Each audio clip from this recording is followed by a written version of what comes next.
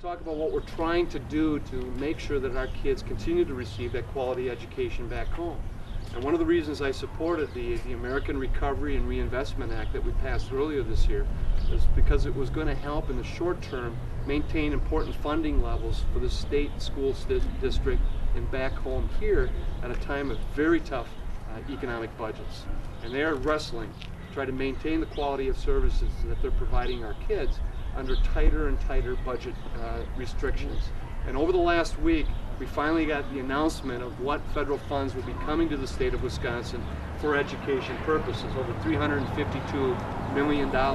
For the school district of La Crosse, it's going to be focused on kids and helping kids, specifically helping kids who might find themselves, for whatever reason, behind in the area of reading, in the area of mathematics. And I'm really pleased to say that for the first time, we are putting in place a programming, I should say, that's going to help our students in mathematics to the same way that we've been able to help them for the last few years in reading. So we're really excited about that. You know, with the budgets that we've had since 1992 in revenue limits, and I know our community's heard a lot about that, all the best we've been able to do in the school district of La Crosse is maintain services and programs for kids. And I think you've heard me say that repeatedly when we've talked about school referendums. It's all about maintaining what we have. Well, for the first time, we now have some additional dollars to go beyond maintaining. Now the message is innovate, transform, and improve. So, Congressman Kine, I really appreciate having access to these dollars to really look at innovation, look at school improvement, look at school reform. So it's really a great day for the school district of La Crosse to have these kind of dollars available to us. Thank you.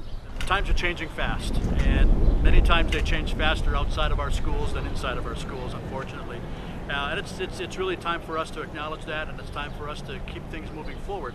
And at a time where it's really easy for people to say, listen, we're in difficult financial times, we've got difficult times going on, it might also be easy to say we can't afford to support our kids. And I think this is a real testament to saying, no, it's just the opposite. This is what we need to do to support our kids, and it's what we need to do to help us in the long term get out of the financial mess we might be finding ourselves in right now.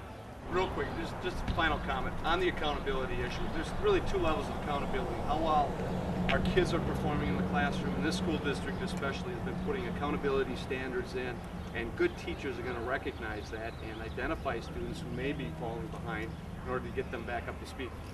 The other aspect of accountability is how wisely the dollars are being spent. And with that in mind, we have, for the very first time in our nation's history, asking every American in this country to help be the budget watchdog and to do oversight of how the money is being used. And we've established some websites now that people can access to track how the money is being used, really for the very first time. It shouldn't just be Congress conducting oversight, making sure that it's being spent wisely and not needlessly, but everyone can play a role in this and then report back if they see things that are not right.